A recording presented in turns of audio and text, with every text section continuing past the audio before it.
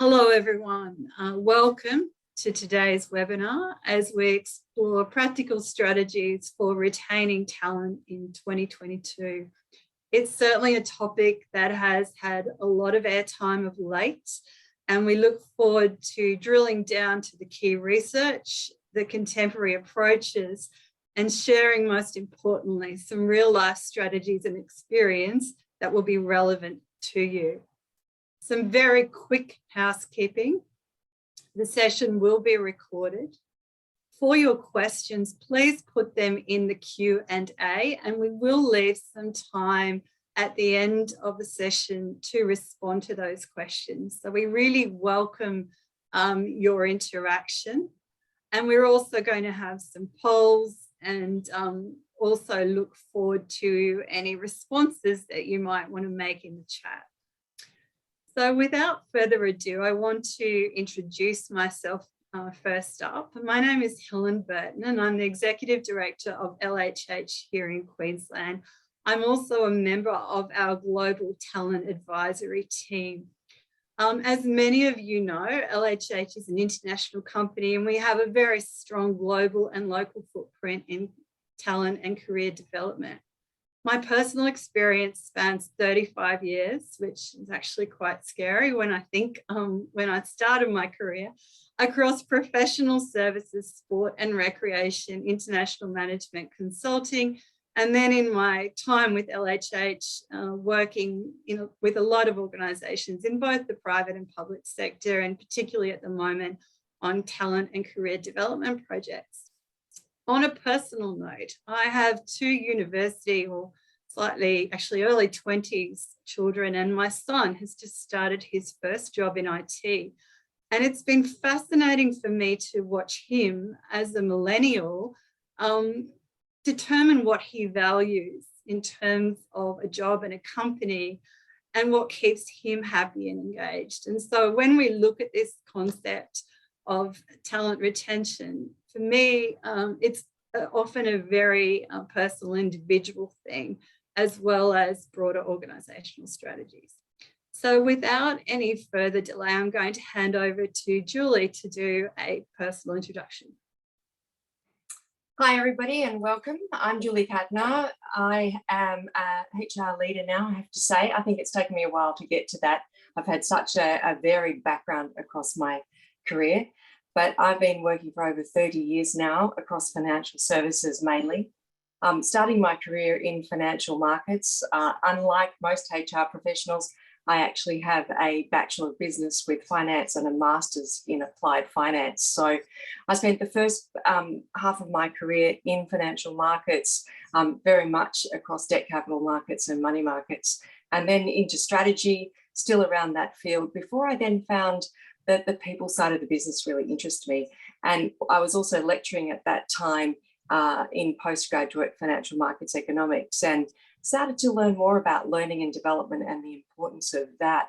And that led me into HR, and I've had a very wonderful career across performance management, talent, learning, leadership, and more critically, generalist across business partnering as well. So I come to you today experienced in a number of fields across HR, but also the business. And Helen, as you know, I'm now a student of career education. So I'm going to get my first HR qualification. That is really exciting, Gillian. I know you're very much looking forward to what 2022 brings. We're not going to spend too much time today on the research because, look, if you flick through your LinkedIn feed, there is so much content out there at the moment in terms of talent retention, but we did want to highlight for you a couple of key statistics that we think are particularly confronting. And this first one is 94% of employees would stay at a company longer if it invested in their career development. Now, that is a very high statistic. And yet when we look at what organisations are doing, we don't see the same focus that aligns to this. And then if we look down the page, a recent survey that LHH did in partnership with the HR Research Institute And we will be sending you a white paper with that research after this webinar. Says that 49% of HR leaders felt that career development was not personalised in their organisation. 57% said the organisation has no defined tools and technologies to support career development. And a high of 60% said managers do not have the required skills to help employees develop their careers. So what we thought we would do is extend this research to you now, and we're going to bring up a poll, and we would love your feedback as to which of these statements you feel are true or not in your organisation. So you should see the poll in front of you, and we'll give you about 20 or 30 seconds to complete that. And please do, because it's so important for us to get your feedback.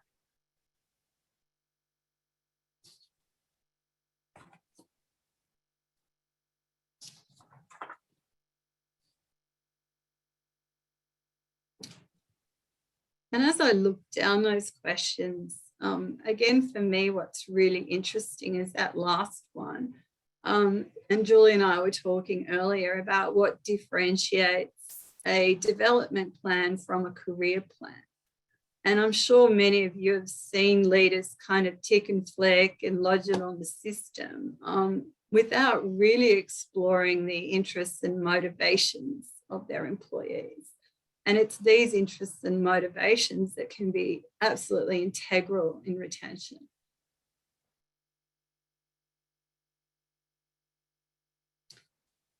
Excellent. So as you can see here, the one that of course immediately grabs our attention is that only 8% of you felt that managers are actually recognised and rewarded for developing their employees. And of course, we all often behave in a way where we see a reward. So that is particularly interesting. And then what is great is that you are measuring those talent retention results, because as we know, one of the challenges for people and culture is if it's not measurable, it's often difficult to action. So that's great to see. Julie, is there anything that jumps out at you from this poll? Yeah, I think that's the one particular for me is about managers being recognised and rewarded for developing. And I think that's an interesting thing to traverse, because when you stand back of it, those managers that develop their people naturally and see them go on attract better people. Everybody wants to go and work for them, and therefore they're likely to have better performance in their areas, in their divisions, and they're rewarded through that. So actually there's not a separate reward needed. They're recognised by doing that through the normal course of performance. They will be exceptional leaders. They will be people that people just want to work for. So I find that really interesting, because I think people are looking at those strategies at the moment. But definitely the fact that managers don't have the skills is another one that jumps out to me. Absolutely. And certainly presents an opportunity, right? Oh, big opportunity. So Julie, we might move now on to the first sort of key topic of our webinar, which is developing talent mobility and closing the skills gap.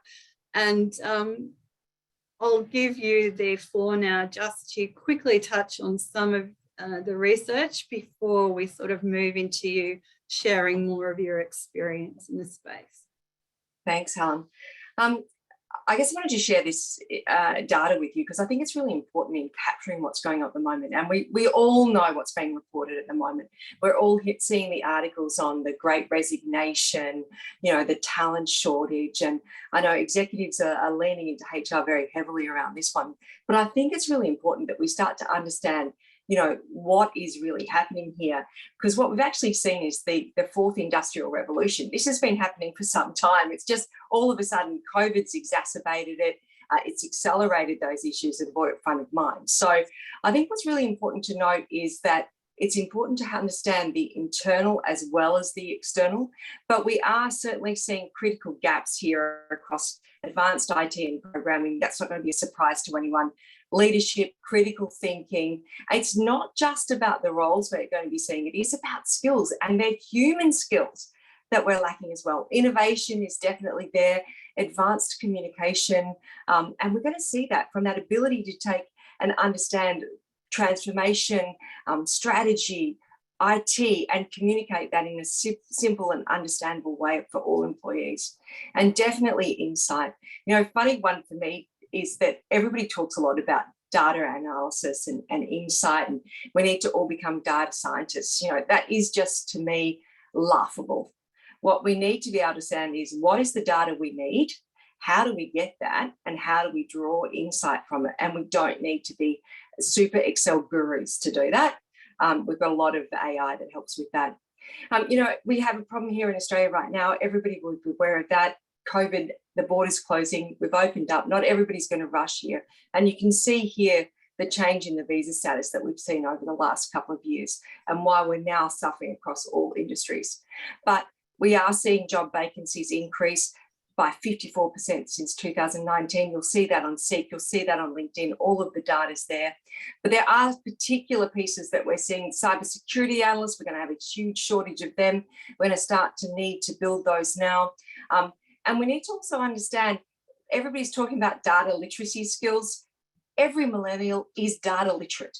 Just about every Generation X member is data literate. I don't know about you, Helen, but certainly in my degree, I did coding many thousands of years ago in Pascal and Cobalt. They're still used in the legacy systems in most organisations now. Need to understand that. We're also seeing the acceleration of baby boomers retiring at least part-time from the organisation. What's important, though, and critical for HR leaders, though, is to provide perspective of that internally. So what are the impacts of that internally, and what is the data, and match that up internally? Because some of this may not be a problem for your organisation, although I suggest it will be in some capacity. And it all comes down to the sustainability of business and the bottom line, because this will lead to key critical business issues, shortages which will delay projects, talent not ready when you need them to be ready, performance missed when you absolutely need it to be there, and rising people costs. And we already know that people are one of the largest inputs to organisational costs, but they're critical also on organisational outputs. So this is a business problem, and one we all need to lean into, and HR is perfectly positioned to solve this issue.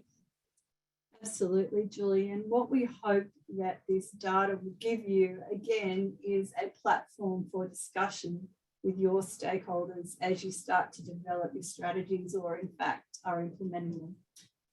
Julie, let's move to a little bit of a solution focus. In your experience, what are the key components of a successful talent mobility strategy? A strategy that is going to have a positive impact on talent retention in 2022. Thanks, Helen. I think that is such a multi-dimensional question. There are so many strategies regarded, but one, definitely you need leadership to care about this, and you need leadership to lean into it. It's critical. And it has to be led from the top down. And there are many boards leading into this, and where you're seeing really proactive boards, even if they're only focused on the top two layers of the organisation, you're really seeing that being critical overall.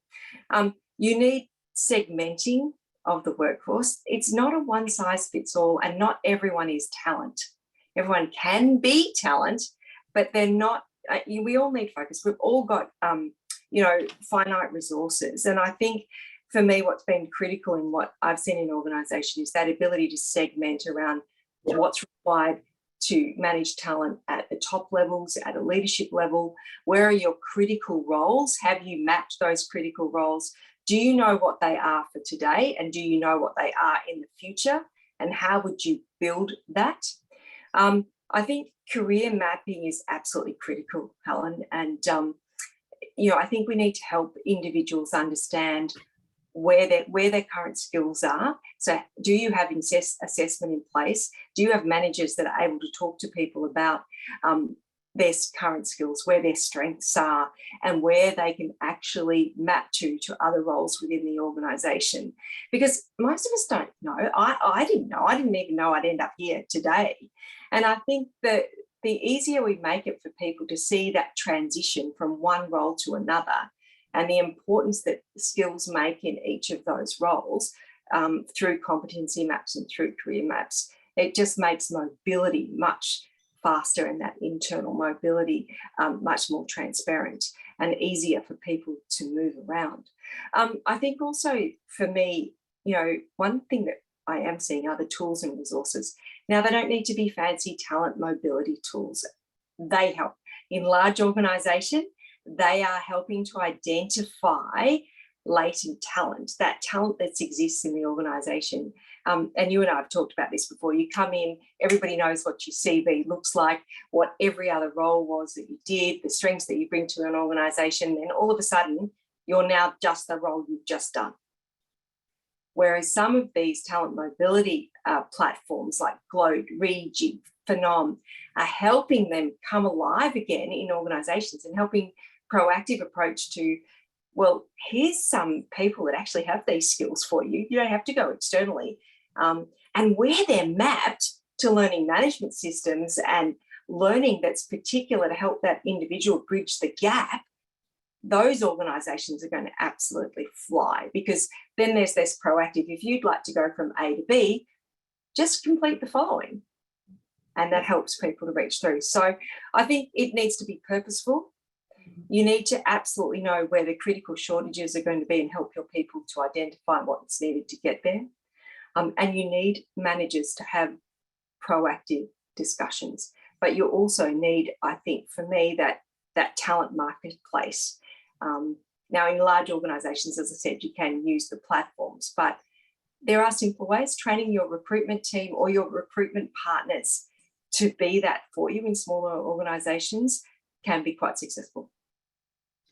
Julie, you mentioned the importance of the executive and leadership. And what I see in organisations is almost this mindset of, I need to go externally for talent versus I'll actually look at potentially upskilling or even reskilling someone in our organisation.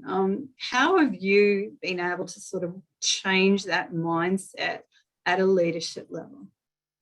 I think the current data helps, but I think having had a finance background has also helped too, because I can quickly show what it takes to hire an individual in. I mean, if you're talking about executives at a senior level, bringing them in and training them, even though they bring outstanding qualities to a role, outstanding experience, at the top levels, that can be, upwards of $500,000 before that you've invested in that person, in bringing them on board and orientating them to the organisation. And at lower levels, it's still high. We're talking tens of thousands of dollars. So I think when you start to see that, you've been able to garner leadership to go, okay, we need to lean into this now. Lucky enough for my previous organisation, the leadership team was very proactive in helping, working with the talent team, working with my team to look at where are the critical roles, where the highest value roles are. We've started stopping moving from performance. Oh, these guys are our top performers. Well, where are the high value roles? Who generates the most for the organisation? What is strategically of value?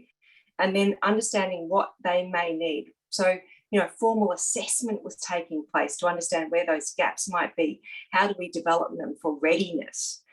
Because if you rely purely on external talent, you're going to be stuck in the next couple of years because there is not going to be the external talent. So leadership is absolutely critical. They must lean in. And, there are some things, Helen, where, now, and I heard of one really large organisation, like this is a global organisation where they've also mapped external talent, they've mapped internal talent, and we had done that, at Suncorp as well. And this particular CEO, so this is a global company, is catching up quarterly with both internal and external talent identified, just to say hi, have a coffee, see what their preferences are, where are they going, what do they want to do? Because you don't want to know that all of a sudden the talent that you've done behind the scenes, mapped out, doesn't actually want to work for a, global resources company or within financial services, or actually my next step is an NGO. You've got to know now what they're ready for. And look, perfect segue, Julie, into the next area. And I know it's one you and I are very passionate about. Going back to the research I shared with you earlier, 94% of employees would stay at a company longer if they felt there was an investment in their career development. And I've done projects. I remember one in particular with a public sector organisation. It was called Hot Careers. And they were seeking to keep engineers, town planners, and accountants. And what made such a difference to talent retention and the success of that project was really understanding the interests and motivations of those individuals, as opposed just to, well, you know, let's look at what skills you want to develop, and then connecting them into the opportunities that often they weren't even aware of in the organisation. So that leads me to my question. Can you share with us what you believe career development looks like in organisations that you've worked for? And of course, then where do you see the gaps? Helen, career development has to be purposeful at both an organisational level and at an individual level. And I think so many people just expect individuals to look after it. So, it's employee driven. Individuals have to respond to their own career development. But often, and you and I spoke, just as much as senior executives might not know, we don't know where those opportunities are. And, we have to understand then also what is most important for the organisation, how we can get those people to there and show them the way. And I think we've forgotten how to do that. We've also forgotten how to have those conversations. So what is critical is actually training managers to have those conversations with individuals to say, well, what is it that you're interested in outside of here? What are the types of things, if you talk to people, what roles interest you?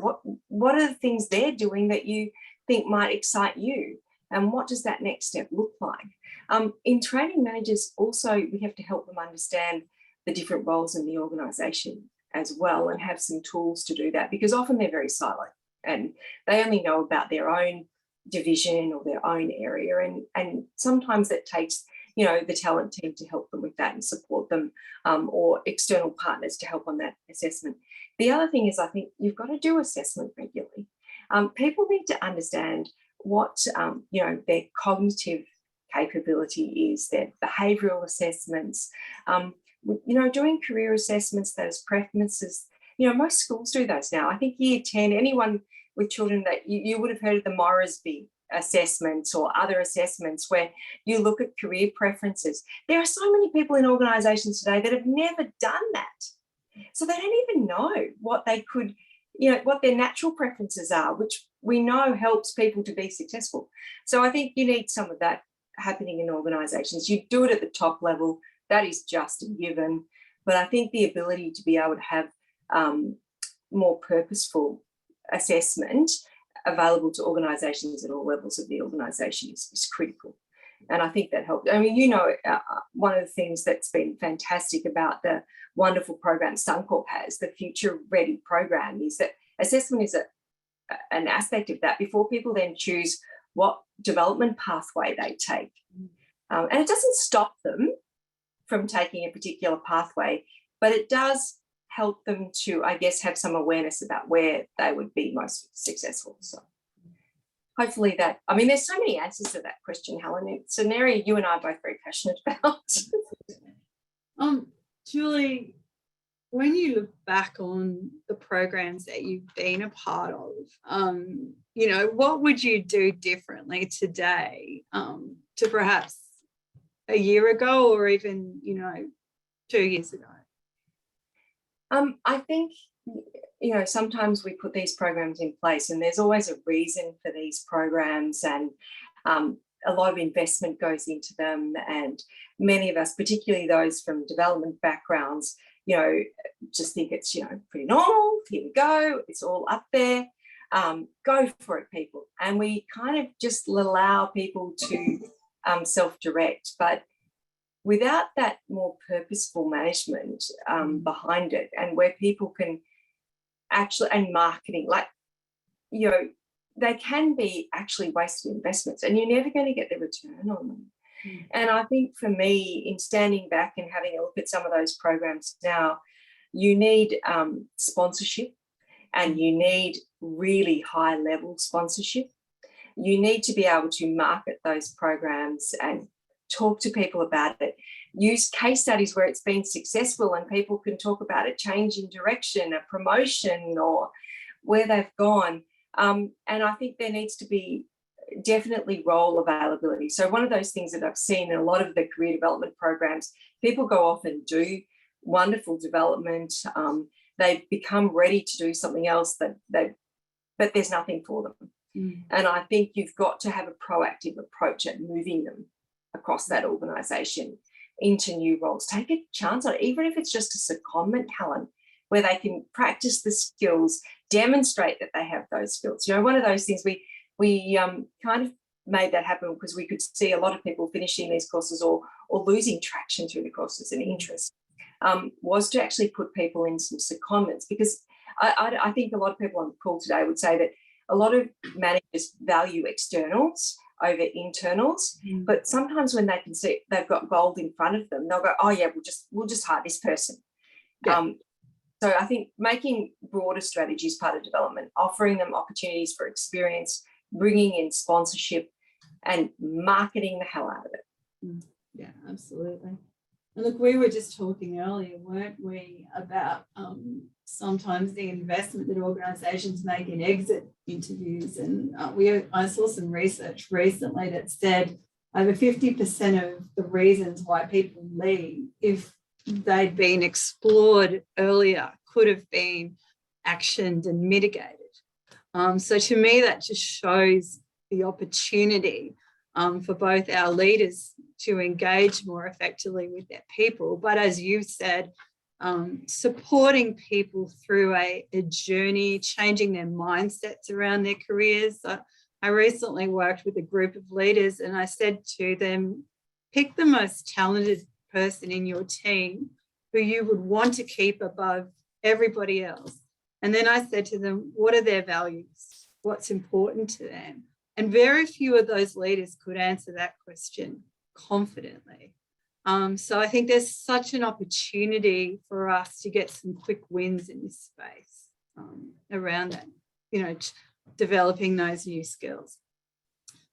Okay, so let's move on and look at talent retention a little bit more broadly. Julie, I'm interested in your experience. What are the strategies and initiatives and, some quick wins you have seen as key contributors to retention outcomes? I think it's exactly what you've just said, is that interest. Knowing that the company or your leader cares is often critical. Knowing that the company understands where you're heading, what you want to get out of your career, is vital. Everybody rushes to talent retention. Yes, is it critical to have retention payments for executive? Yes, but you know what? Easily someone comes along, they want that executive, they'll just pay that out. They pay equity out. They do all sorts of things. What is really critical is knowing what that individual values above all, and what is critical from them from a work-life balance perspective. And we also think flexibility used to be a key differentiator for organisations at the top. They were able to do this. It was certainly something that many financial services companies do, and not all very well, but now it's a hygiene factor, But do we truly understand what individual flexibility is required? Because sometimes an organisation can keep people purely by saying, oh, you need to be at sport at 3:00 every Thursday. Yeah, go for it. That's fine. I know you'll make that up. You work enough hours anyway. Have that conversation. Have the conversation about what that employee values. Sometimes it's extended leave to manage all of the aspects of their lives. You and I so much don't have to worry about that from a school holidays perspective. But imagine having that. An extra 2 weeks leave, is bankable for everybody. But it really, and most of the time, people are fully accessible anyway. I don't know about you, Helen. I've gone on leave and my husband always says, I don't know why you're on leave. I go, yeah, but I can be here for the kids anytime I like. I just have to answer a few calls. Happy days. People are still there. But there are really critical things. Peace, and for me, it's always going to be about that ongoing opportunity identification, knowing that you are valued always, and that you are seen to be valued in other areas of the organisation. By that, I think one of the mistakes organisations make is talent's a secret. Whoever's talented it's a secret. And talent moves, and I understand why people don't want to say that, but unless you know you're valued by an organisation, you'll pick up the call. And the other thing I think is critical is remuneration fairness. I had a friend recently tell me about her son. He's in IT. He'd been working for an organisation for the last 5 years. He loved the organisation, but he started to see people leave, and he started to see new people come in. And, young people, get over it, everybody. Young people tell everybody what their salaries are. They talk about it. They talk about everything. They share it in every medium. So people started to tell him, and he realised he was doing a job at 10 to 15% lower than others. And yet he, had shown his loyalty. He'd not had a sick day, none of these things that cost organisations money.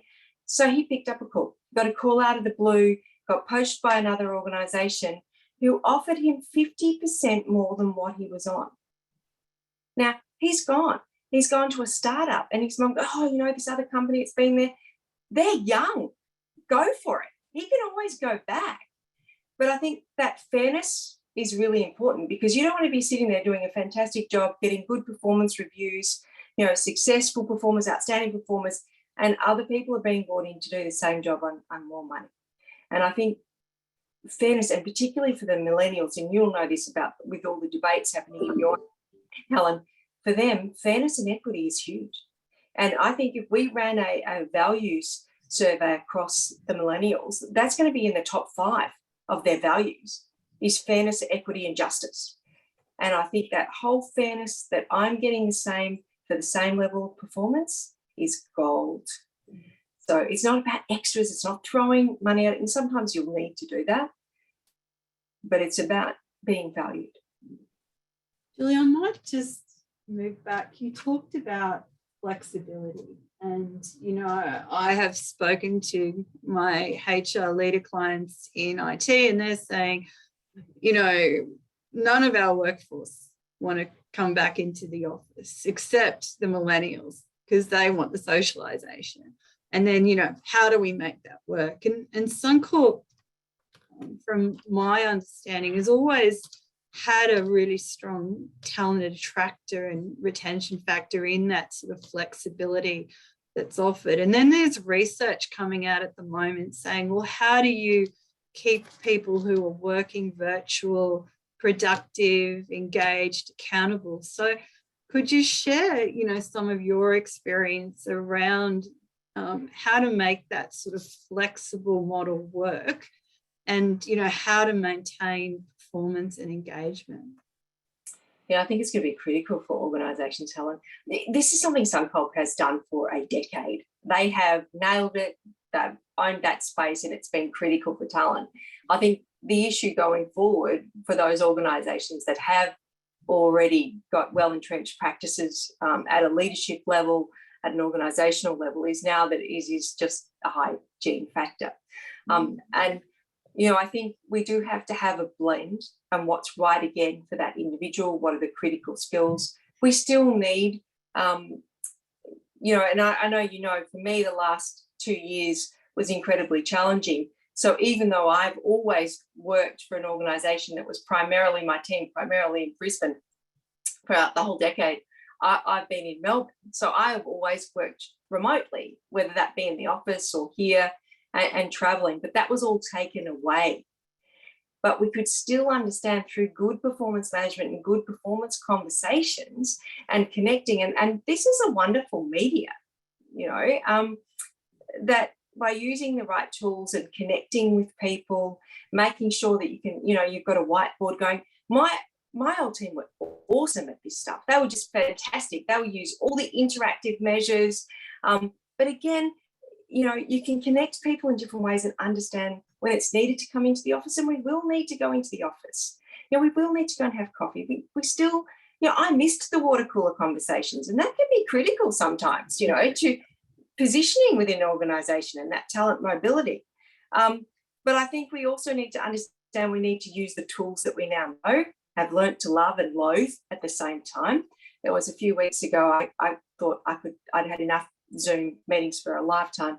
And then I've missed it because it is a critical connection point. It's still like having someone in the same room. But performance management is about outcomes. It's about critical performance management conversations.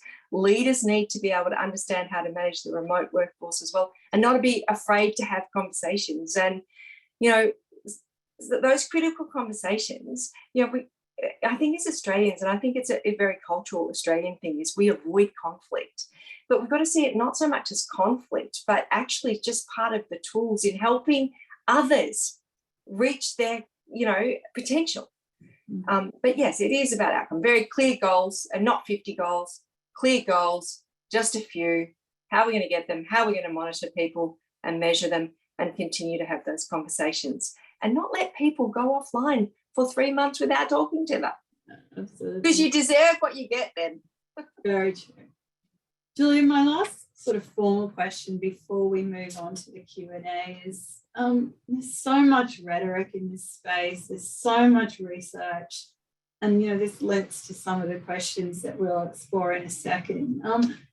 How does a HR leader really drive a strategy and implement and get some quick wins? You know, one of the things that I hear from a lot of my clients is, oh, our leaders are too busy. And, you know, in a lot of the programs we've done, we've actually challenged that by saying, if you're too busy, you're saying it's not important. You know, what are some of the practical ways that HR can take something forward in this space? I think making it relevant for individual leaders as well as at an organisational level. Sometimes you've got to, you know, pull them back and show them the impact of not leaning into this to their leadership, to their performance. I think one of the interesting things, you know, I did at Suncorp when I was in the claims division, we had, and this talks to the fairness piece, we started to look at, we had a whole heap of a particular role finding difficulty to retain them. So they were walking out, and there were all sorts of assumptions about that. But look at the data, ask the questions, find the truth. To your point before, actually understand why they're going, not after they've left, but before they've left. And, you know, that was a competitive pay issue. They weren't competitively placed within the marketplace. And you had to look at then, how do we balance that? Then who are the most effective people then? How do you use your remuneration pool effectively to retain that? And how else might you do that? And I think by leaning into that, using small groups to show the effectiveness of it, monitoring, measuring, or reporting back on it really quickly, and showing its effectiveness, helps then others adopt those strategies as well. And I think HR can do that. Don't try and be all things to all people. Ensure you understand where your time is most critically spent, and use small pilot areas to pilot different ideas. And often leaders in that space actually know what they need to do, but they don't know how to get support for it, or they think that they can't do it. Oh, that's not possible because that's run by so-and-so and it's all one. They don't understand the different various, and it's about helping them to do that too. And I think HR has a really strong level to play. And at an organisational level, it is about understanding the business strategy and where the risks are from a people perspective, particularly from a talent perspective, and then showing them the way from these are the risk mitigation strategies. Yeah.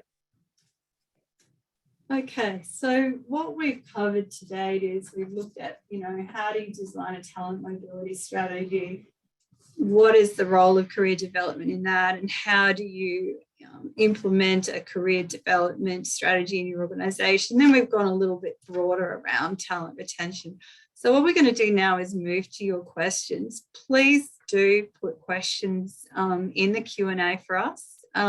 Again, it's one of the most positive outcomes, I think, of a webinar is enabling us to explore the questions that you're grappling at the moment. So I might just start and pick a couple. Julie, you know I'm a huge fan of quick wins. So we have a question from Emma who says, what would 1 or 2 quick wins be to start rewarding leaders for developing their direct reports? Because when we did the poll, remember, that was one of the lowest responses. As I said before, I think leaders need to understand that developing their people is critical to their own performance. And I think showing them and being able to show that there are leaders out there that are doing that and their performance is heightened. But you can make it part of the balanced scorecard. You can say, right, there needs to be a percentage of your people that are actually participating and completing development. You know, one of the easy things to do, and we used to do that at my previous organisation, it's a stat I absolutely hate. Helen and I spoke about it earlier. And that is that you watch in the system if, you know, development plans, they're active. Or there is a development plan in there because the system says, yeah, development plan done. 90% of people have got a development plan. I'm not really good at being satisfied with just one piece of data. I've got to understand the data. You have a look at that. And, you know, I said to Helen earlier that I went in and had a look and they had things in there like gobbledygook, you know, and, you know, wine appreciation, golf, like they were meaningless. So there's where data has made absolutely nothing. So you could be rewarding people. So you might think it's a quick win because this particular leader has 100% of people with a development plan, but are they meaningful? Then you're just rewarding them for the wrong behaviours. So I don't know that from a quick win perspective, but I think you need to monitor that they have development plans, they've completed development that's aligned to that development plan, and that it can be part of performance. But again, it's, you know, these are one of the things that these are measured in employee engagement under leader engagement. Those are the things that are there. I don't think you need separate tools. I think good leaders are doing it all the time. From my experience, we ran a project where we were developing leaders' capability to have career conversations. And I started off with, you know, with a readily available data that says this is how much it's going to cost you for losing a talented person. And then the real incentive for them was when they actually kept someone that would have left. And sometimes, you know, if you just start with a pilot or an early adopter or someone who's a little, you know, a team or a leader that's a little bit more open to those things, they get the results. Then they tell everybody else. And then you start to build momentum and sort of a culture of investing. So sometimes that can make a real difference as well. Julie, the next question, and there's a couple of these, talks about smaller organisations where, you know, they may be quite lean, they're not necessarily a huge number of formal opportunities for people to move into. How do those sort of organisations plan and action mobility? Yeah, it is harder for smaller organisations, but I still think you can provide opportunities for people. And I think leveraging the organisations that you may work with from the perspective of business partners. And you can second people into your business partners, and it can be a win-win for both. It can be a growth opportunity, helping prepare someone for a role down the future. You can also work with volunteer agencies to provide people with skills and share skills, and that can provide people with a wonderful way to strengthen particular skills or actually build mastery overall. But it is going to be an issue for smaller organisations, and I think that's where you kind of have to be understanding that, okay, we're going to lose people, identify where you might lose them from, and be ready to have that pipeline to come in, because it is organisations. But then you've got some people, as Helen said, you know, with the values that they actually just like to sit in a role for some time. They like to be really good at what they do, and they can sit there for years, and there's nothing wrong with that either. And I think it's about also assessing the type of good people you're bringing into the organisation, into those roles. Not everyone's a type A individual. Yeah. I think there's a bit of a mindset shift as well. And I know the program we did with you, it was quite interesting to see how many people perceived career development equaled hierarchical progression. Yeah. And that was the mindset.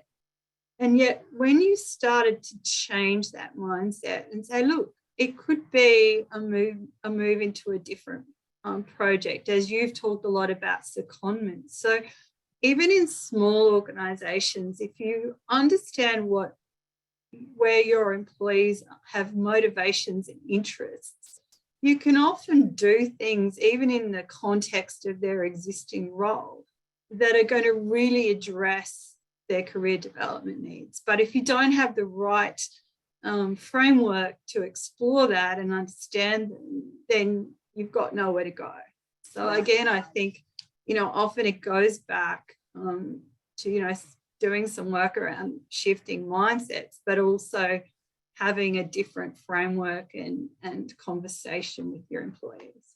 You're so right, Helen, because we all look at it, still as a linear progression, but actually it's the more further you go up, it's a lattice actually, and you can make lateral moves or even a downward move in order to build skills for that greater goal that you may have. One of my team recently, we had a talk about where she wanted to go, and she'd been, within the learning division for some time, and she wanted broader HR skills, and that took a step back. Now that's incredibly brave, but she's loving it. Now that, she doesn't get a pay change or anything like that, but she's the new role she's gone into benefits from all her expertise. They're loving it, and she's building new skills. So we've got to help people not be afraid of that as well. And role swaps within smaller organizations can help out when you match that with individuals and they're doing new and different things.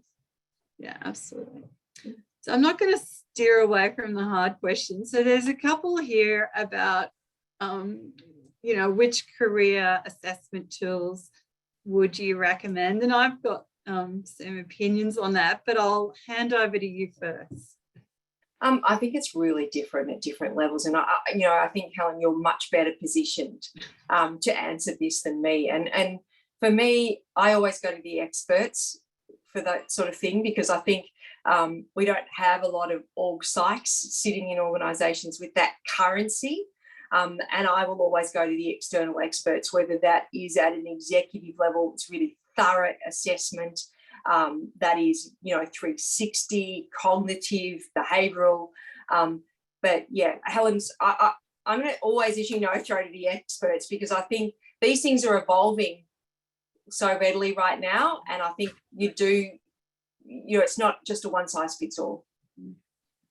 Absolutely. My opinion, based on years of experience in this space, is that assessments are a really useful and valuable piece of the puzzle, but they're not the whole puzzle. And so a good career development framework should look not just at self-reflection and assessment, it should look at concepts like perceptions, the value of your relationships, the opportunities within your organisation, an act and learn, test and reflect model, and then leading to a plan.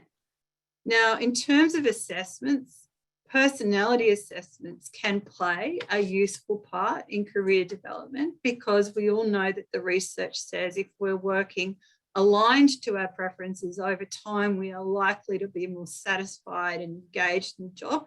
Doesn't mean that we can't do it. It just means that, we will, in all likelihood, be happier. Declaring my bias, LHH has a career initiative assessment that is fantastic in identifying for an individual where their strengths and areas for development might lie in terms of career development. Values assessments, I think, are excellent, because if you ask someone, what are your values? They kind of not sure, but you can just give them a really simple assessment that helps them identify their values in an easier way. So then there's really, complex assessments, I shouldn't say complex, but then you've got REJIC, which, looks and drills down, and we have a partnership with them on some projects, and that then drills down, to the individual around their skills assessment. But, that particular tool does need some volume.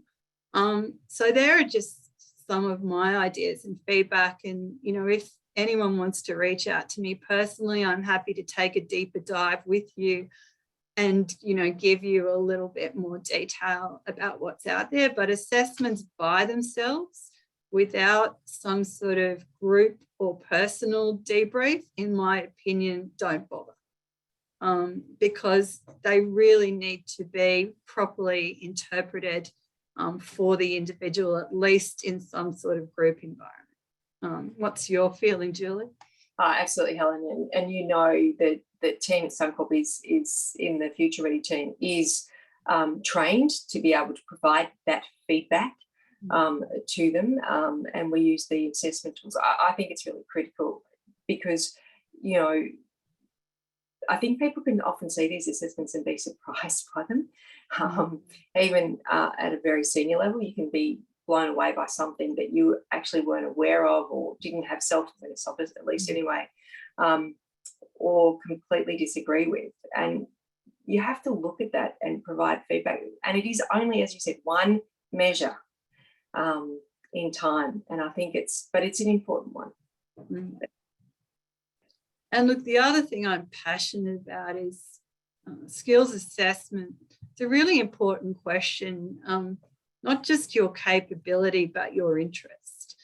And there's a particular area I find especially relevant, which is burnout. I'm good at it. So people want me to do it in the organisation, but I'm actually a bit burnt out. I've lost my interest in it at this point in my career. And it's so important for individuals to be able to identify what's going on for them, but then leaders and HR practitioners to understand that as well.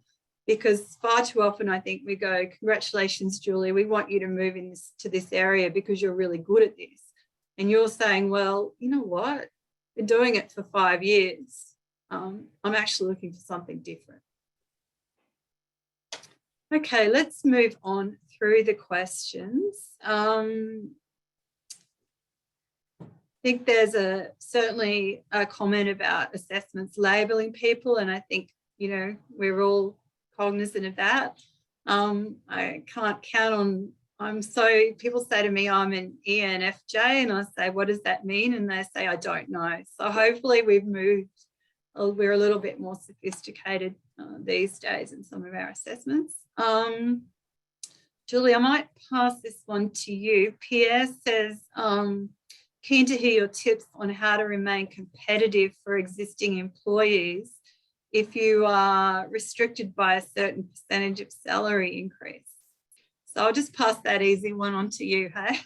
Yeah, that's an easy one. That's going to be a tough one in this marketplace. But again, it comes back to using career development purposefully, making sure that you are taking advantage of secondment. So what I say about that, when there is a gap that comes up, it may be parental leave, a career break, that you look inside for someone that may be able to fill that role and gain additional skills within it. That has to be proactively managed and really well supported, both the leader that's accepting the secondee and support for the secondee to make them successful.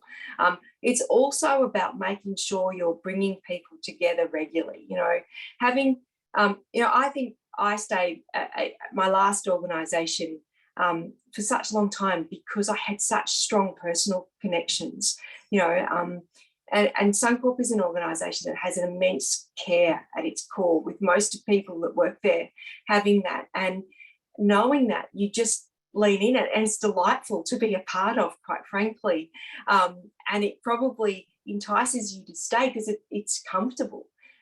So I think, pay is not everything to all people. Actually, a lot of people, that's one aspect of decision making, and it can depend on the life cycle in which we're at. If you're at that stage where you've got a big mortgage and you've got the kids at school and things, that can be a key influencer. But in other aspects, when you kind of get through that round, it can be completely different. So I think, it depends again on understanding what your people value now. Don't wait until they've left the building, because I was telling Helen earlier, we had an example where we relied on the exit surveys to tell us that, and everybody said, oh yeah, career opportunity or better job. And so that's funny that, we've got 1 or 2 answers, yet we've got 10 different categories a leader can choose on. And the leaders were having those exit discussions. So people often weren't transparent, for a start, about why they were leaving. And 2, it's just easy to say that. And managers were just clicking the first preference that came up in the system. So because that was easy, they're very busy, just click it and get through. So be careful what you get when you set up a system, and ask people now, have those conversations. What will make you stay? What keeps you here? Understand those things for your organisation and use them. Because I can tell you, yes, people are definitely moving for pay. There is no doubt about it. Remuneration is critical, and it is in the top 5, but it's sitting down at about number 4. There are other things that people want more. Absolutely. Unfortunately, there's so many questions, and I'd love to get into these. I think we'd be here all day. But Julie, the last question from Belinda is an interesting one. It was early on, so I feel like we should be good and, go through the list. So the final one, what are the capabilities that will help leaders build impactful development habits and routines? I think really good frameworks to guide them. You have to train leaders to have these conversations. It's not a natural conversation for many leaders to have. Often, as I said before, they don't even know how to understand, or don't understand the full skill set of an individual in front of them and where that could map to possible roles within the organisation. So that is critical. And I think it's a critical thing now to prioritise for HR. You must train leaders in how to develop their people, how to have development discussions, but also provide them with resources that show where skills map to and the roles that are where those skills are the primary roles, primary capabilities for that particular role. And I think, you've got to make sure that they're having them because, it's easy not to have them. But I think it's more important to sit down and have those development discussions, make it routine and not once a year. Now, it's got to be more regular. It should be part of the performance discussion. That's about building mastery in the role, and then how do we help to support you for what's next? It comes in at reward time as well, and it comes in for the development. It must be part of the cyclical framework for HR and leader conversations, and it must be meaningful. Couldn't agree more. We haven't had a chance to get to all your questions today. I'm incredibly passionate about this area. So if you have questions that weren't answered, please feel free to reach out to me on LinkedIn. I'm just really committed to, adding value to you and helping you as much as possible on this topic. So, Julie, thank you so much for your time today. It was abundantly clear, A, how passionate you are about this topic, B, the value of your experience and, how deep your thought processes are. And it's just been an absolute privilege to have you on this webinar. And again, I just thank you personally and on behalf of LHH. And for everyone on the webinar, we will be sending you you will have the opportunity to download that research that LHH recently conducted with HR.com. It's a great article. I learned a lot out of that article as well. And I think it provides a fantastic framework for quick wins for the person that asked that question. Thank you so much. And thank you, everyone. Enjoy the rest of your day. Thanks for having me, Helen. You're welcome.